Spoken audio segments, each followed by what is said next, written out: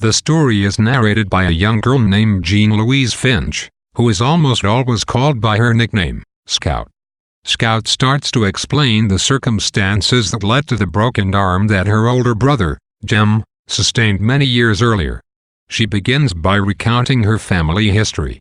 The first of her ancestors to come to America was a fur trader and apothecary named Simon Finch, who fled England to escape religious persecution and established a successful farm on the banks of the Alabama River.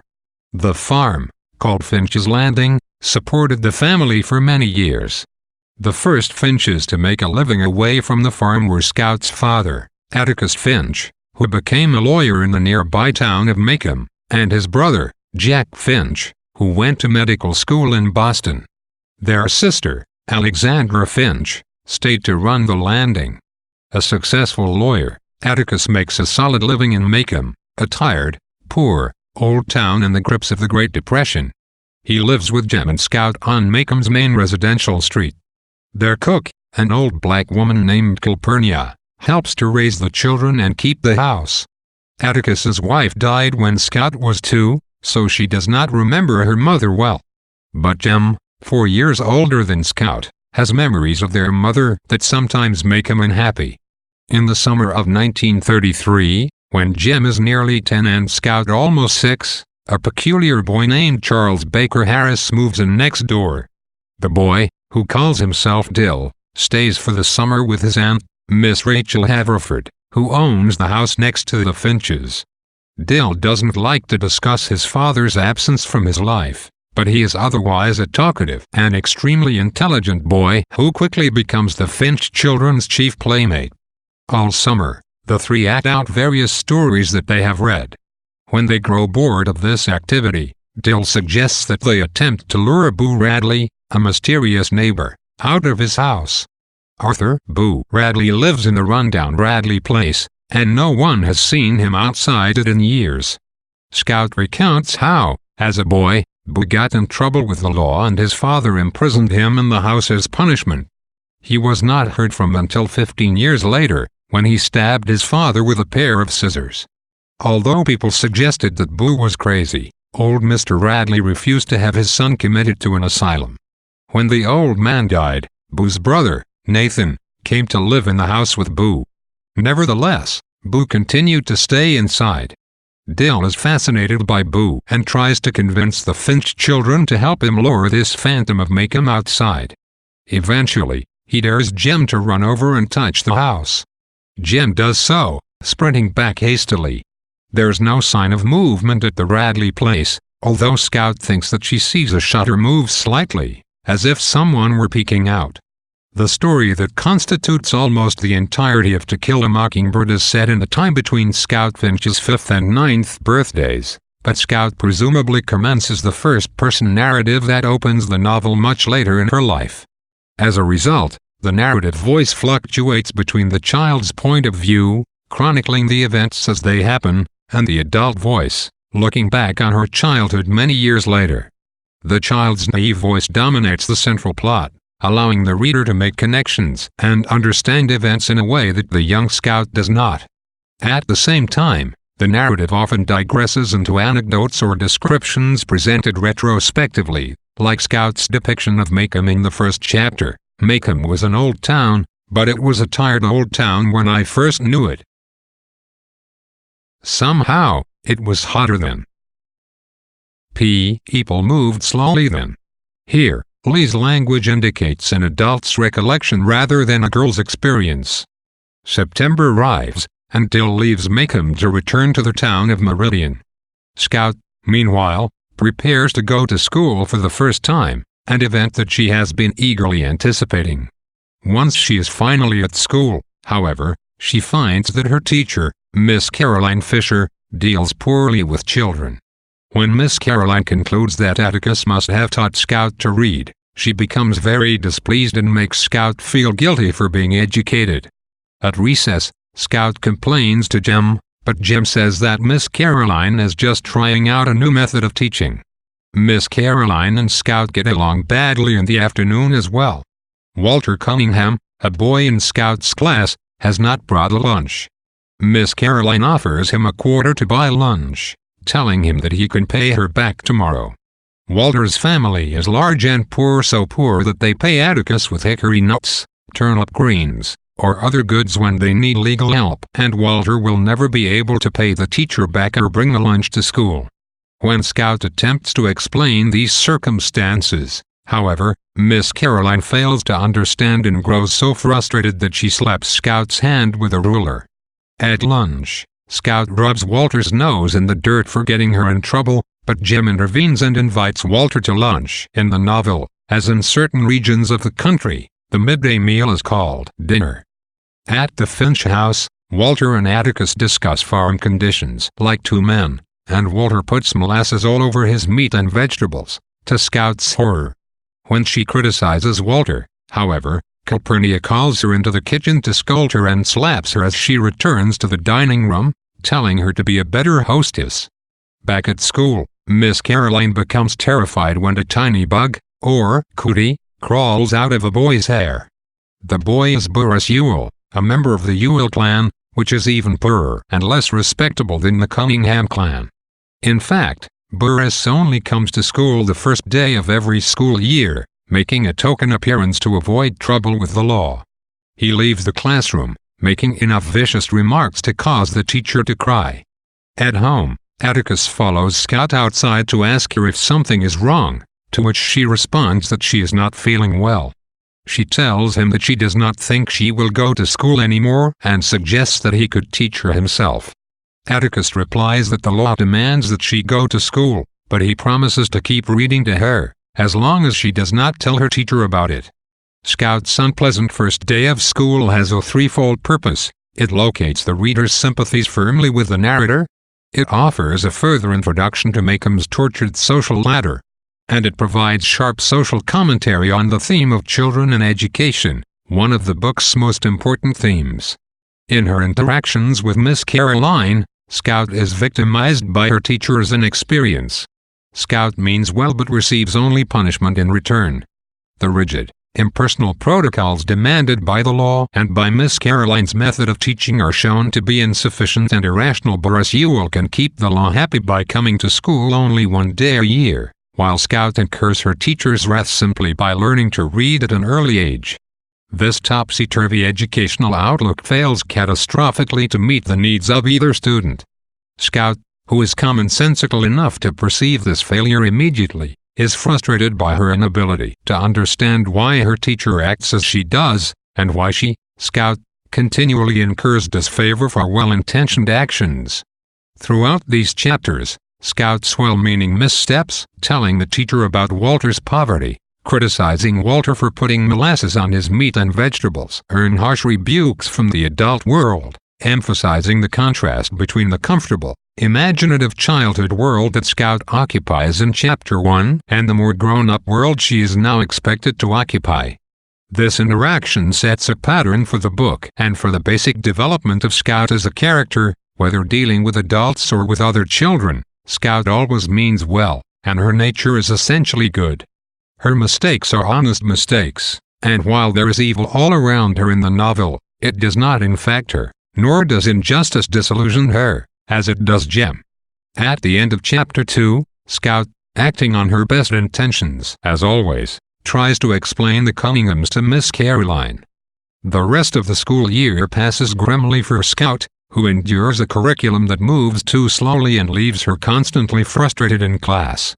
After school one day, she passes the Radley place and sees some tin foil sticking out of a nuthole in one of the Radley's oak trees. Scout reaches into the nuthole and discovers 2 pieces of chewing gum. She chews both pieces and tells Jem about it. He panics and makes her spit it out. On the last day of school, however, they find 2 old Indian head pennies hidden in the same nuthole where Scout found the gum and decide to keep them. Summer comes at last, school ends, and Dill returns to Macomb. He, Scout, and Jem begin their games again. One of the first things they do is roll one another inside an old tire. On Scout's turn, she rolls in front of the Radley steps, and Jem and Scout panic. However, this incident gives Jem the idea for their next game. They will play Boo Radley. As the summer passes, their game becomes more complicated, until they are acting out an entire Radley family melodrama. Eventually, however, Atticus catches them and asks if their game has anything to do with the Radleys. Jem lies, and Atticus goes back into the house. The kids wonder if it's safe to play their game anymore. Jem and Dill grow closer, and Scout begins to feel left out of their friendship. As a result, she starts spending much of her time with one of their neighbors, Miss Maudie Atkinson, a widow with a talent for gardening and cake baking who was a childhood friend of Atticus's brother, Jack. She tells Scout that Boo Radley is still alive, and it is her theory Boo is the victim of a harsh father, now deceased, a foot-washing Baptist who believed that most people are going to hell. Miss Maudie adds that Boo was always polite and friendly as a child. She says that most of the rumors about him are false, but that if he wasn't crazy as a boy, he probably is by now. Meanwhile, Jem and Dill plan to give a note to Boo inviting him out to get ice cream with them. They try to stick the note in the window of the Radley place with a fishing pole, but Atticus catches them and orders them to stop tormenting that man with either notes or the Boo Radley game. Jem and Dill obey Atticus until Dill's last day in Macomb, when he and Jem plan to sneak over to the Radley place and peek in through a loose shutter. Scout accompanies them, and they creep around the house, peering in through various windows. Suddenly, they see the shadow of a man with a hat on and flee, hearing a shotgun go off behind them. They escape under the fence by the schoolyard, but Jem's pants get caught on the fence, and he has to kick them off in order to free himself. The children return home, where they encounter a collection of neighborhood adults, including Atticus, Miss Maudie, and Miss Stephanie Crawford, the neighborhood gossip. Miss Maudie informs them that Mr. Nathan Radley shot at a Negro in his yard. Miss Stephanie adds that Mr. Radley is waiting outside with his gun so he can shoot at the next sound he hears. When Atticus asks Jem where his pants are, Dill interjects that he wants Jem's pants in a game of strip poker. Alarmed, Atticus asks them if they were playing cards. Jem responds that they were just playing with matches. Late that night, Jem sneaks out to the Radley place and retrieves his pants.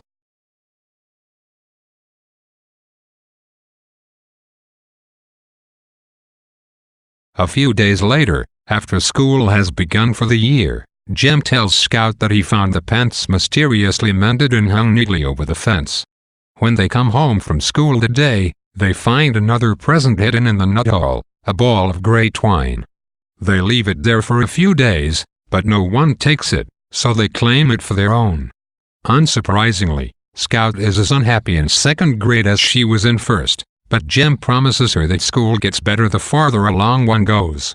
Late that fall, another present appears in the nut hole, 2 figures carved in soap to resemble Scout and Jem. The figures are followed in turn by chewing gum, a spelling bee medal, and an old pocket watch. The next day, Jem and Scout find that the nut hole has been filled with cement. When Jem asks Mr. Radley, Nathan Radley, Boo's brother, about the nut hole the following day, Mr. Radley replies that he plugged the nut hole because the tree is dying. For the first time in years, Macomb endures a real winter. There is even light snowfall, an event rare enough for school to be closed. Jem and Scout haul as much snow as they could from Miss Maudie's yard to their own. Since there is not enough snow to make a real snowman, they build a small figure out of dirt and cover it with snow. They make it look like Mr. Avery, an unpleasant man who lives down the street. The figure's likeness to Mr. Avery is so strong that Atticus demands that they disguise it. Jem places Miss Maudie's sun hat on its head and sticks her hedge clippers in its hands, much to her chagrin. That night, Atticus wakes Scout and helps her put on her bathrobe and coat and goes outside with her and Jem. Miss Maudie's house is on fire. The neighbors help her save her furniture, and the fire truck arrives in time to stop the fire from spreading to other houses, but Miss Maudie's house burns to the ground.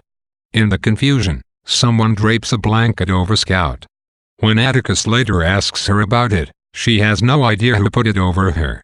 Jem realizes that Boo Radley put it on her, and he reveals the whole story of the nut hole, the presents, and the mended pants to Atticus. Atticus tells them to keep it to themselves, and Scout, realizing that Boo was just behind her, nearly throws up. Despite having lost her house, Miss Maudie is cheerful the next day. She tells the children how much she hated her old home and that she is already planning to build a smaller house and plant a larger garden. She says that she wishes she had been there when Boo put the blanket on Scout to catch him in the act. Originally portrayed as a freak and a lunatic, Boo Radley continues to gain the sympathy of the children in these chapters. Lee uses an elliptical technique in telling Boo's story. She hints and implies at what is happening without ever showing the reader directly. The reader must read between the lines, inferring, for instance, that it was Boo Radley who mended Jem's pants and placed the presents in the tree, since Scout does not realize that Boo's hand is at work until Jem explains things to Atticus after the fire. At school, Scout nearly starts a fight with a classmate named Cecil Jacobs after Cecil declares that Scout Finch's daddy defends niggers. Atticus has been asked to defend Tom Robinson, a black man accused of raping a white woman. It is a case he cannot hope to win, but he tells Scout that he must argue it to uphold his sense of justice and self-respect.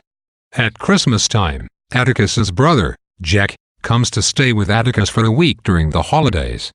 Scout generally gets along well with Uncle Jack, but when he arrives in Macomb, she begins cursing in front of him, a habit that she has recently picked up. After supper, Jack has Scout sit on his lap and he warns her not to curse in his presence. On Christmas Day, Atticus takes his children and Jack to Finch's Landing, a rambling old house in the country where Atticus's sister, Alexandra, and her husband live. There, Scout endures Francis, Alexandra's grandson, who had been dropped off at Finch's Landing for the holiday. Scout thinks Francis is the most boring child she has ever met. She also has to put up with the prim and proper Alexandra, who insists that Scout dress like a lady instead of wearing pants. One night, Francis tells Scout that Dill is a runt and then calls Atticus a nigger lover. Scout curses him and beats him up. Francis tells Alexandra and Uncle Jack that Scout hit him, and Uncle Jack spanks her without hearing her side of the story. After they return to Macomb, Scout tells Jack what Francis said and Jack becomes furious. Scout makes him promise not to tell Atticus, however, because Atticus had asked her not to fight anyone over what is said about him. Jack promises and keeps his word. Later, Scout overhears Atticus telling Jack that Tom Robinson is innocent but doomed, since it's inconceivable that an all-white jury would ever acquit him. Atticus, Scout says, is somewhat older than most of the other fathers in Macomb. His relatively advanced age often embarrasses his children. He wears glasses and reads, for instance, instead of hunting and fishing like the other men in town. One day, however, a mad dog appears, wandering down the main street toward the Finch's house. Calpurnia calls Atticus, who returns home with Hecate, the sheriff of Macomb. Heck brings a rifle and asks Atticus to shoot the animal. To Jem and Scout's amazement, Atticus does so, hitting the dog with his first shot despite his considerable distance from the dog. Later, Miss Maudie tells Jem and Scout that, as a young man, Atticus was the best shot in the county, one-shot Finch. Scout is eager to brag about this, but Jem tells her to keep it a secret, because if Atticus wanted them to know, he would have told them. On the way to the business district in Macomb is the house of Mrs. Dubose, a cantankerous old lady who always shouts at Jem and Scout as they pass by.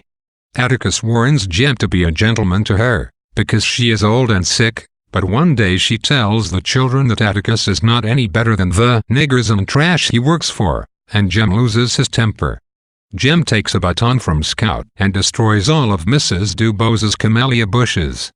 As punishment, Jem must go to her house every day for a month and read to her. Scout accompanies him and they endure Mrs. Dubose's abuse in peculiar fits, which occur at the end of every reading session. Each session is longer than the one before. Mrs. Dubose dies a little more than a month after Jem's punishment ends. Atticus reveals to Jem that she was addicted to morphine and that the reading was part of her successful effort to combat this addiction. Atticus gives Jem a box that Mrs. Dubose had given her made for Jem. In it lies a single white camellia. The fire in which the previous section culminated represents an important turning point in the narrative structure of To Kill a Mockingbird. Before the fire, the novel centers on Scout's childhood world, the games that she plays with Jem and Dill, and their childhood superstitions about Boo Radley. After the fire, Boo Radley and childhood pursuits begin to retreat from the story, and the drama of the trial takes over. This shift begins the novel's gradual dramatization of the loss of innocence theme, as adult problems and concerns begin disrupting the happy world of the Finch children. By this time, Jem has reached the age of 12, and he begins to demand that Scout stop pestering him and act more like a girl. Scout becomes upset and looks forward desperately to Dill's arrival in the summer. To Scout's disappointment, however, Dill does not come to Maycomb this year. He sends a letter saying that he has a new father. Presumably, his mother has remarried and will stay with his family in Meridian. To make matters worse, the state legislature, of which Atticus is a member, is called into session, forcing Atticus to travel to the state capital every day for 2 weeks. Calpurnia decides to take the children to her church, a colored church, that Sunday. Maycomb's black church is an old building, called First Purchase because it was bought with the first earnings of freed slaves. One woman, Lula, criticizes Calpurnia for bringing white children to church, but the congregation is generally friendly, and Reverend Sykes welcomes them, saying that everyone knows their father. The church has no money for hymnals, and few of the parishioners can read, so they sing by echoing the words that Zebo, Calpurnia's eldest son and the town garbage collector, reads from their only hymnal.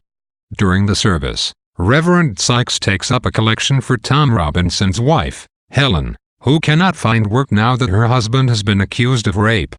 After the service, Scout learns that Tom Robinson has been accused by Bob Ewell and cannot understand why anyone would believe the Ewell's word. When the children return home, they find Aunt Alexandra waiting for them. Aunt Alexandra explains that she should stay with the children for a while, to give them a feminine influence. Maycomb gives her a fine welcome. Various ladies in the town bake her cakes and have her over for coffee, and she soon becomes an integral part of the town's social life. Alexandra is extremely proud of the Finches and spends much of her time discussing the characteristics of the various families in Maycomb. This family consciousness is an integral part of life in Maycomb, an old town where the same families have lived for generations, where every family has its quirks and eccentricities. However, Jem and Scout lack the pride that Aunt Alexandra considers commensurate with being a Finch. She orders Atticus to lecture them on the subject of their ancestry. He makes a valiant attempt, but succeeds only in making Scout cry. Dill's absence from Maycomb coincides appropriately with the continued encroachment of the adult world upon Scout's childhood, as Dill has represented the perspective of childhood throughout the novel. Scout's journey to Calpurnia's church is the reader's first glimpse of the black community in Maycomb, which is portrayed in an overwhelmingly positive light. An air of desperate poverty hangs over the church. The building is unpainted, they cannot afford hymnals, and the congregation is illiterate, yet the adversity seems to bring the people closer together and creates a stronger sense of community than is found in Scout's own church. The devotion of the black church contrasts starkly with the hypocrisy of the white ladies' missionary circle that Scout attends in Chapter 24. There, one of the missionary ladies, Mrs. Merriweather, bemoans the plight of the oppressed indigenous people of Africa at the same time that she complains about how moody Maycomb's blacks are. In addition, Lee introduces the black community at a crucial moment in the narrative just as race relations in Maycomb are thrown into crisis by the trial of Tom Robinson. By emphasizing the goodness and solidarity of the black community, Lee casts the racism rampant among Maycomb's whites in an extremely harsh and ugly light. One of the main moral themes of the novel is that of sympathy and understanding. Atticus's tenet that Scout should always try to put herself in someone else's shoes before she judges them.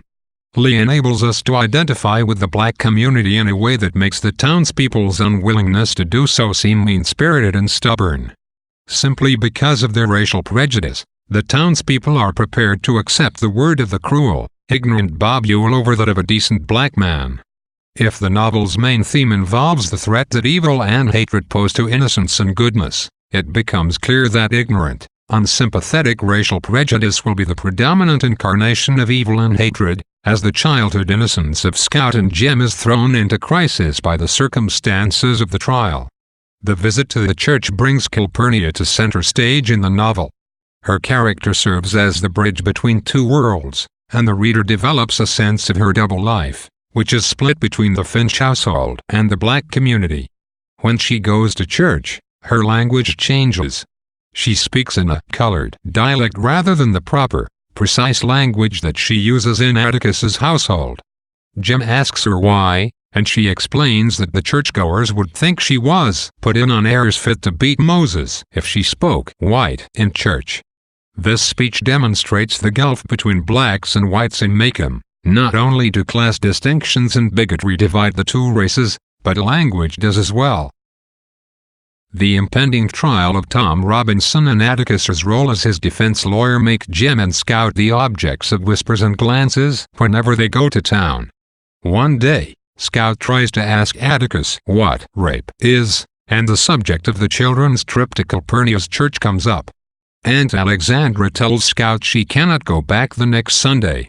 Later, she tries to convince Atticus to get rid of Calpurnia, saying that they no longer need her. Atticus refuses. That night, Jem tells Scout not to antagonize Alexandra. Scout gets angry at being lectured and attacks Jem. Atticus breaks up the fight and sends them to bed. Scout discovers something under her bed. She calls Jem in and they discover Dill hiding there. Dill has run away from home because his mother and new father did not pay enough attention to him. He took a train from Meridian to Macomb Junction, 14 miles away, and covered the remaining distance on foot and on the back of a cotton wagon. Jem goes down the hall and tells Atticus. Atticus asks Scout to get more food than a pan of cold cornbread for Dill, before going next door to tell Dill's aunt, Miss Rachel, of his whereabouts. Dill eats, then gets into Jem's bed to sleep, but soon climbs over to Scout's bed to talk things over. A week after Dill's arrival, a group of men led by the sheriff, Hectate, come to Atticus's house in the evening. As his trial is nearing, Tom Robinson is to be moved to the Macomb jail, and concerns about the possibility of a lynch mob have arisen. Later, Jem tells Scout that Alexandra and Atticus have been arguing about the trial. She nearly accused him of bringing disgrace on the family. The following evening, Atticus takes the car into town. At about 10 o'clock, Jem, accompanied by Scout and Dill, sneaks out of the house and follows his father to the town center. From a distance, they see Atticus sitting in front of the Macomb jail, reading a newspaper. Jem suggests that they not disturb Atticus and return home. At that moment, 4 cars drive into Macomb and park near the jail. A group of men gets out, and one demands that Atticus move away from the jailhouse door.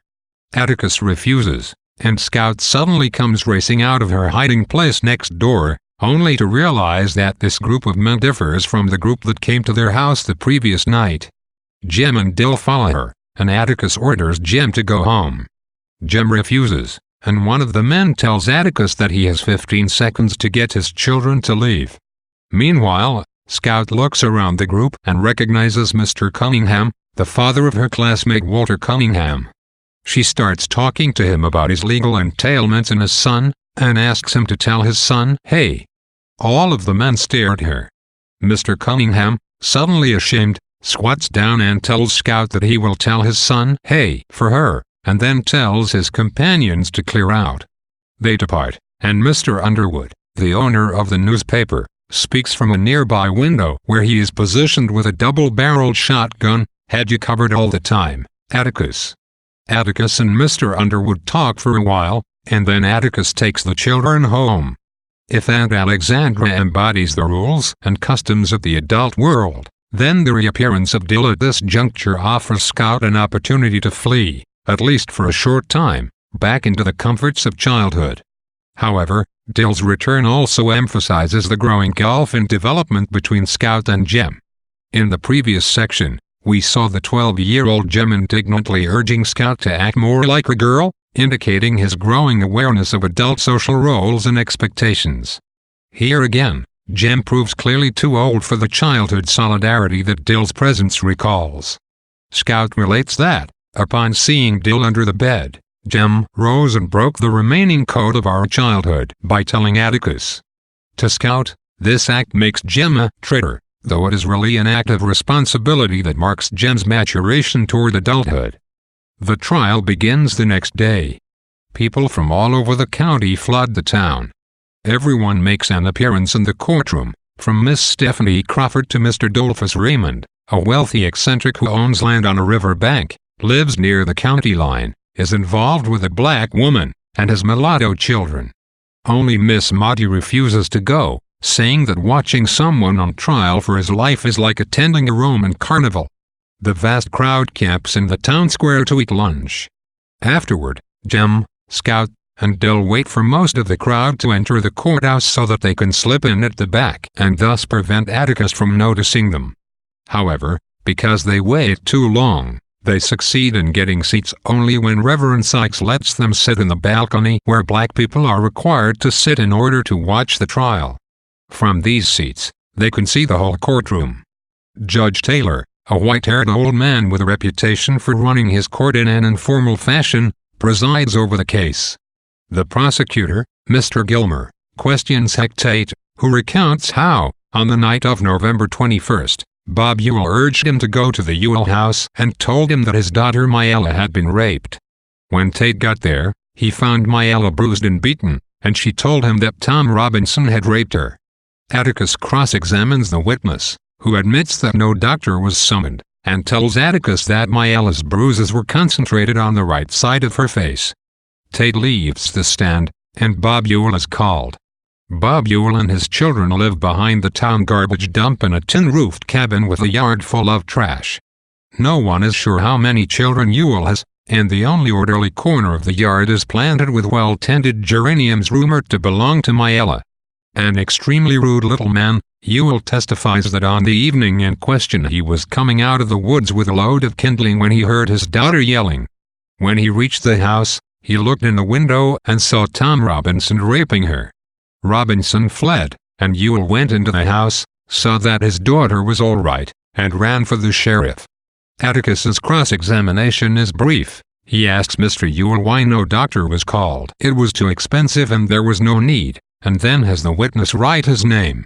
Bob Ewell, the jury sees, is left-handed, and a left-handed man would be more likely to leave bruises on the right side of a girl's face. The trial is the most gripping, and in some ways the most important, dramatic sequence in To Kill a Mockingbird. The testimony and deliberations cover about 5 chapters with almost no digression.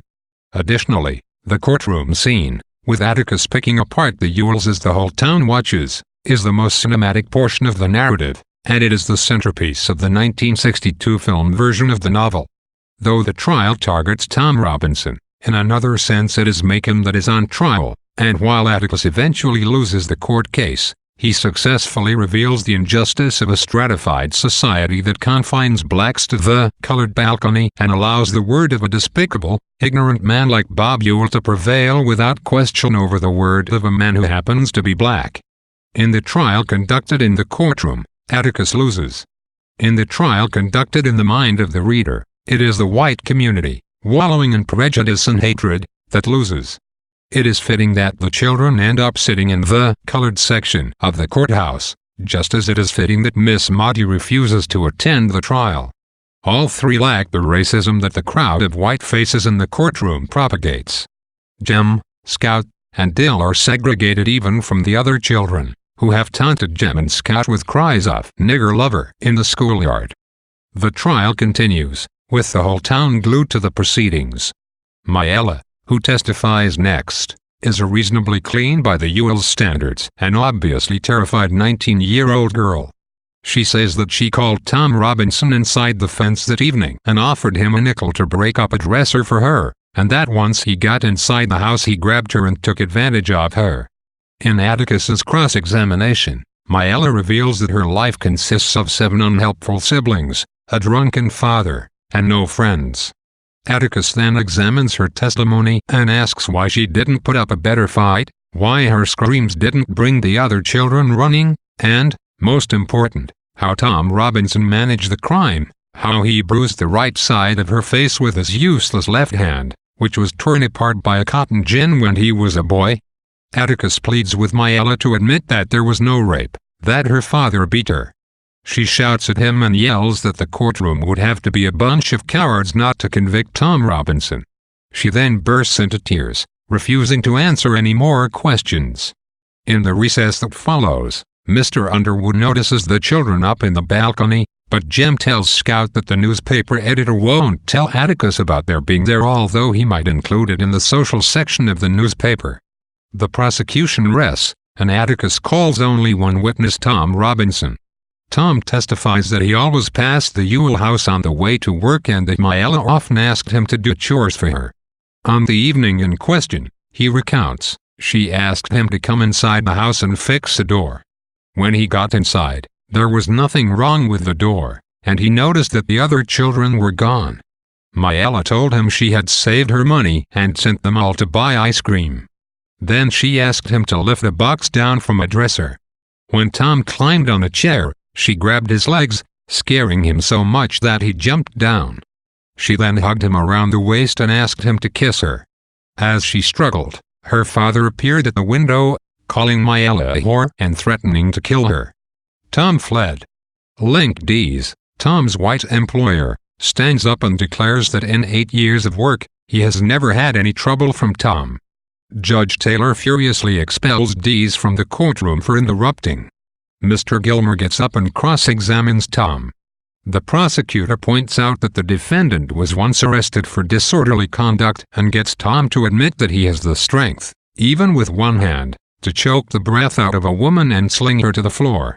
He begins to badger the witness, asking about his motives for always helping Myella with her chores, until Tom declares that he felt sorry for her. This statement puts the courtroom at ease and makes him. Black people aren't supposed to feel sorry for a white person. Mr. Gilmer reviews Myella's testimony, accusing Tom of lying about everything. Dill begins to cry, and Scout takes him out of the courtroom. Outside the courtroom, Dill complains to Scout about Mr. Gilmer's rude treatment of Tom Robinson during the questioning. As they walk, Scout and Dill encounter Mr. Dolphus Raymond, the rich white man with a colored mistress and mulatto children. Myella Ewell is pitiable, and her miserable existence almost allows her to join the novel's parade of innocent victims. She, too, is a kind of mockingbird, injured beyond repair by the forces of ugliness, poverty, and hatred that surround her. Lee's presentation of Myella emphasizes her role as victim. Her father beats her and possibly molests her, while she has to deal with her unhelpful siblings. She has lacked kind treatment in her life to such an extent that when Atticus calls her Miss Myella, she accuses him of making fun of her. She has no friends, and Scout seems justified in thinking that she must have been the loneliest person in the world. On the other hand, though, Scout's picture of Myella as a victim is marred by her attempt to become a victimizer, to destroy Tom Robinson in order to cover her shame. We can have little real sympathy for Myella Ewell. Whatever her sufferings, she inflicts worse cruelty on others. Unlike Mr. Cunningham, who, in Chapter 15, is touched enough by Scout's human warmth to disperse the lynch mob, Myella responds to Atticus's polite interrogation with grouchy snarls. Pity must be reserved for Tom Robinson, whose honesty and goodness render him supremely moral. Unlike the Ewells, Tom is hardworking and honest and has enough compassion to make the fatal mistake of feeling sorry for Myella Ewell. His story is the true version of events, because of both Tom's obviously truthful nature and Atticus's brilliant and morally scathing questioning of the Ewells. The story leaves no room for doubt. A number of critics have objected that the facts of the case are crafted to be, no pun intended, too black and white. But, as Atticus's awareness of his defeat as a foregone conclusion suggests, Lee was not interested in the believability of the trial. The exaggerated demarcation between good and bad renders the trial more important for its symbolic portrayal of the destruction of an innocent by evil. As clear as it is that Tom is innocent, it is equally clear that Tom is doomed to die. Mr. Dolphus Raymond reveals that he is drinking from a paper sack. He commiserates with Dill and offers him a drink in a paper bag. Dill slurps up some of the liquid and Scout warns him not to take much, but Dill reveals to her that the drink isn't alcoholic, it's only Coca-Cola. Mr. Raymond tells the children that he pretends to be a drunk to provide the other white people with an explanation for his lifestyle, when, in fact, He simply prefers black people to whites. When Dill and Scout return to the courtroom, Atticus is making his closing remarks. He has finished going over the evidence and now makes a personal appeal to the jury. He points out that the prosecution has produced no medical evidence of the crime and has presented only the shaky testimony of two unreliable witnesses. Moreover, the physical evidence suggests that Bob Ewell, not Tom Robinson, beat Mayella. He then offers his own version of events, describing how Mayella, lonely and unhappy, committed the unmentionable act of lusting after a black man and then concealed her shame by accusing him of rape after being caught. Atticus begs the jury to avoid the state's assumption that all black people are criminals and to deliver justice by freeing Tom Robinson. As soon as Atticus finishes, Calpurnia comes into the courtroom. Calpurnia hands Atticus a note telling him that his children have not been home since noon. Mr. Underwood says that Jim and Scout are in the colored balcony and have been there since just after 1 in the afternoon. Atticus tells them to go home and have supper. They beg to be allowed to hear the verdict. Atticus says that they can return after supper, though he knows that the jury will likely have returned before then. Calpurnia marches Jim, Scout, and Dill home. They eat quickly and return to find the jury still out, the courtroom still full. Evening comes, night falls, and the jury continues to deliberate. Jim is confident of victory, while Dill has fallen asleep. Finally, after 11 that night, the jury enters. Scout remembers that a jury never looks at a man it has convicted, and she notices that the 12 men do not look at Tom Robinson as they file in and deliver a guilty verdict. The courtroom begins to empty, and as Atticus goes out, everyone in the colored balcony rises in a gesture of respect. That night, Jim cries, railing against the injustice of the verdict. The next day, Macomb's black population delivers an avalanche of food to the Finch household. Outside, Miss Stephanie Crawford is gossiping with Mr. Avery and Miss Maudie, and she tries to question Jim and Scout about the trial. Miss Maudie rescues the children by inviting them in for some cake. Jim complains that his illusions about Macomb have been shattered. He thought that these people were the best in the world, but, having seen the trial, he doesn't think so anymore. Miss Maudie points out that there were people who tried to help, like Judge Taylor, who appointed Atticus to the case instead of the regular public defender. She adds that the jury's staying out so long constitutes a sign of progress in race relations. As the children leave Miss Maudie's house, Miss Stephanie runs over to tell them that Bob Ewell accosted their father that morning, spat on him, and swore revenge. It is easy to criticize Mr. Dolphus Raymond as an unreal, saccharinely non-racist character. Indeed, in a temporal and geographical setting in which the white community as a whole has so little sympathy for blacks, Raymond is not only anomalous but also somewhat preposterous. It seems that even the righteous and morally upstanding Atticus might view Raymond as having breached accepted notions of social propriety.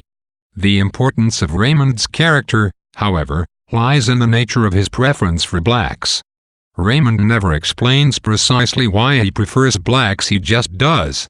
Similarly, the white community never explains why it hates blacks, it just does. The difference between these two ingrained attitudes, however, is that whereas the white community imposes its preferences unapologetically on the whole of Macomb, Raymond acts on his preferences solely because he wants to live that way, not because he wants to dictate how others should live. Bob Ewell's threats are worrisome to everyone except Atticus. Atticus tells Jim and Scout that because he made Ewell look like a fool, Ewell needed to get revenge. Now that Ewell has gotten the vengefulness out of his system, Atticus expects no more trouble. Aunt Alexandra and the children remain worried. Meanwhile, Tom Robinson has been sent to another prison 70 miles away while his appeal winds through the court system. Atticus feels that his client has a good chance of being pardoned. When Scout asks what will happen if Tom loses, Atticus replies that Tom will go to the electric chair, as rape is a capital offense in Alabama. Jim and Atticus discuss the justice of executing men for rape. The subject then turns to jury trials and to how all 12 men could have convicted Tom. Atticus tells Jim that in an Alabama court of law, a white man's word always beats a black man's, and that they were lucky to have the jury out so long. In fact, One man on the jury wanted to acquit amazingly. It was one of the Cunninghams. Upon hearing this revelation, Scout announces that she wants to invite young Walter Cunningham to dinner, but Aunt Alexandra expressly forbids it, telling her that the Finches do not associate with trash. Scout grows furious, and Jem hastily takes her out of the room. In his bedroom, Jem reveals his minimal growth of chest hair and tells Scout that he is going to try out for the football team in the fall. They discuss the class system, why their aunt despises the Cunninghams, why the Cunninghams look down on the Ewells, who hate black people, and other such matters. After being unable to figure out why people go out of their way to despise each other, Jem suggests Boo Radley does not come out of his house because he does not want to leave it. One day in August, Aunt Alexandra invites her missionary circle to tea. Scout, wearing a dress, helps Calpurnia bring in the tea, and Alexandra invites Scout to stay with the ladies. Scout listens to the missionary circle first discuss the plight of the poor Mrunas, a benighted African tribe being converted to Christianity, and then talk about how their own black servants have behaved badly ever since Tom Robinson's trial. Miss Maudie shuts up their prattle with icy remarks. Suddenly, Atticus appears and calls Alexandra to the kitchen. There he tells her, Scout, Calpurnia, and Miss Maudie that Tom Robinson attempted to escape and was shot 17 times. He takes Calpurnia with him to tell the Robinson family of Tom's death. Alexandra asks Miss Maudie how the town can allow Atticus to wreck himself in pursuit of justice. Maudie replies that the town trusts him to do right. They return with Scout to the missionary circle, managing to act as if nothing is wrong. September has begun and Jem and Scout are on the back porch when Scout notices a roly-poly bug. She is about to mash it with her hand when Jem tells her not to. She dutifully places the bug outside. When she asks Jem why she shouldn't have mashed it, he replies that the bug didn't do anything to harm her. Scout observes that it is Jem, not she, who is becoming more and more like a girl. Her thoughts turn to Dill, and she remembers him telling her that he and Jem ran into Atticus as they started home from swimming during the last 2 days of August. Jem had convinced Atticus to let them accompany him to Helen Robinson's house, where they saw her collapse even before Atticus could say that her husband, Tom, was dead. Meanwhile, the news occupies Mackham's attention for about 2 days, and everyone agrees that it is typical for a black man to do something irrational like try to escape. Mr. Underwood writes a long editorial condemning Tom's death as the murder of an innocent man. The only other significant reaction comes when Bob Ewell is overheard saying that Tom's death makes 1 down and about 2 more to go. Summer ends and Dill leaves. When he reassures his family that Bob Ewell does not really intend to harm him, Atticus advises Jem to stand in Bob Ewell's shoes, echoing the advice that he gives Scout earlier in the novel and evoking one of the most important moral themes in the book. Here, however, Atticus's attempt to understand another human falls short. He makes an honest mistake in his analysis by failing to understand the depth of Ewell's anger toward him. Aunt Alexandra is more insightful, maintaining that a man like Ewell will do anything to get revenge. Although her comments seem typical of her tendency to stereotype those people who are different from the Finches, her analysis of Ewell proves correct. For all her faults, Aunt Alexandra gains, by way of her stereotypes, a basically reliable understanding of the people of Macomb.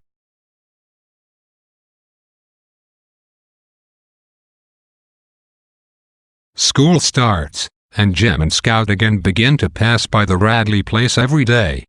They are now too old to be frightened by the house, but Scout still wistfully wishes to see Boo Radley just once. Meanwhile, the shadow of the trial still hangs over her. One day in school, her 3rd grade teacher, Miss Gates, lectures the class on the wickedness of Hitler's persecution of the Jews and on the virtues of equality and democracy. Scout listens and later asks Jem how Miss Gates can preach about equality when she came out of the courthouse after the trial and told Miss Stephanie Crawford that it was about time that someone taught the blacks in town a lesson. Jem becomes furious and tells Scout never to mention the trial to him again. Scout, upset, goes to Atticus for comfort.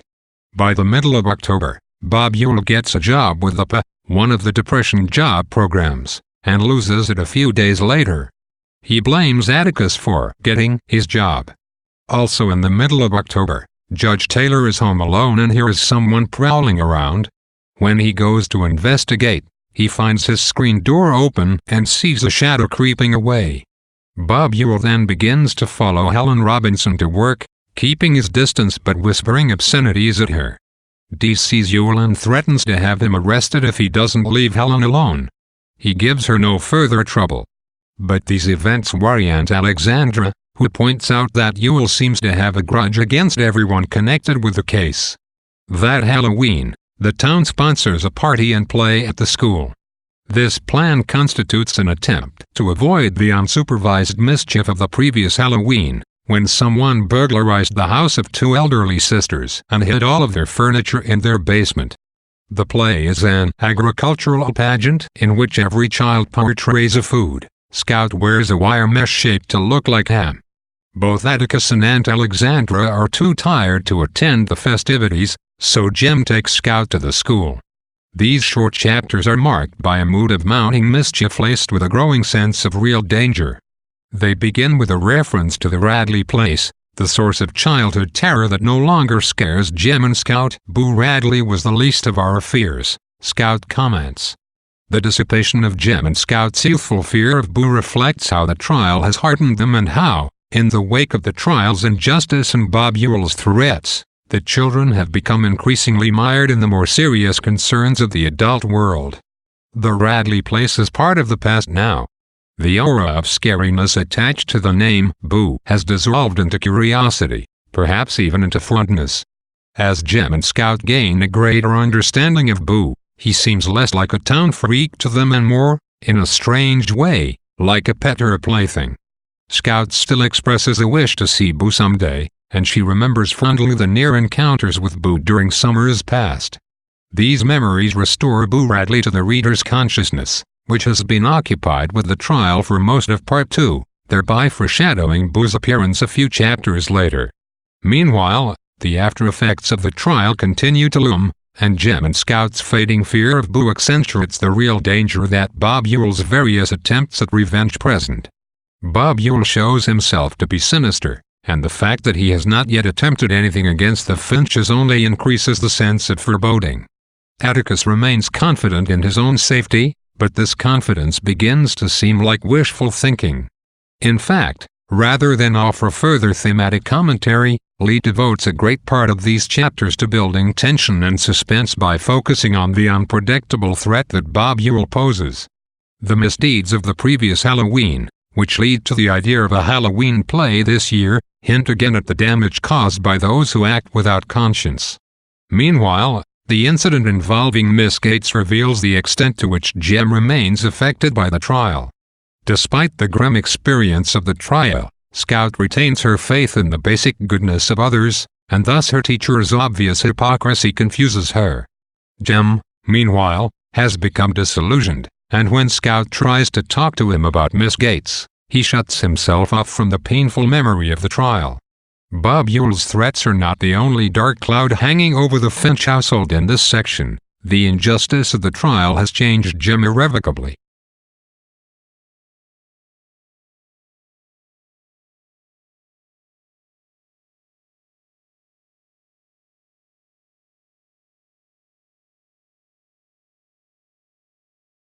It is dark on the way to the school, and Cecil Jacobs jumps out and frightens Jem and Scout. Scout and Cecil wander around the crowded school, visiting the haunted house in a 7th grade classroom and buying homemade candy. The pageant nears its start and all of the children go backstage. Scout, however, has fallen asleep and consequently misses her entrance. She runs on stage at the end, prompting Judge Taylor and many others to burst out laughing. The woman in charge of the pageant accuses Scout of ruining it. Scout is so ashamed that she and Jem wait backstage until the crowd is gone before they make their way home. On the walk back home, Jem hears noises behind him and Scout. They think it must be Cecil Jacobs trying to frighten them again, but when they call out to him, they hear no reply. They have almost reached the road when their pursuer begins running after them. Jem screams for Scout to run, but in the dark, hampered by her costume, She loses her balance and falls. Something tears at the metal mesh, and she hears struggling behind her. Jim then breaks free and drags Scout almost all the way to the road before their assailant pulls him back. Scout hears a crunching sound and Jim screams. She runs toward him and is grabbed and squeezed. Suddenly, her attacker is pulled away. Once the noise of struggling has ceased, Scout feels on the ground for Jim, finding only the prone figure of an unshaven man smelling of whiskey. She stumbles toward home, and sees, in the light of the street lamp, a man carrying Jim toward her house. Scout reaches home, and Aunt Alexandra goes to call Dr. Reynolds. Atticus calls Hecate, telling him that someone has attacked his children. Alexandra removes Scout's costume, and tells her that Jim is only unconscious, not dead. Dr. Reynolds then arrives and goes into Jim's room. When he emerges, he informs Scout that Jim has a broken arm and a bump on his head, but that he will be all right. Scout goes in to see Jim. The man who carried him home is in the room, but she does not recognize him. Hecate appears and tells Atticus that Bob Ewell is lying under a tree, dead, with a knife stuck under his ribs. As Scout tells everyone what she heard and saw, Hecate shows her costume with a mark on it where a knife slashed and was stopped by the wire. When Scout gets to the point in the story where Jim was picked up and carried home, she turns to the man in the corner and really looks at him for the first time. He is pale, with torn clothes and a thin, pinched face and colorless eyes. She realizes that it is Boo Radley. Scout takes Boo, Mr. Arthur, down to the porch, and they sit and chat listening to Atticus and Hecate argue. Heck insists on calling the death an accident, but Atticus, thinking that Jim killed Bob Ewell, doesn't want his son protected from the law.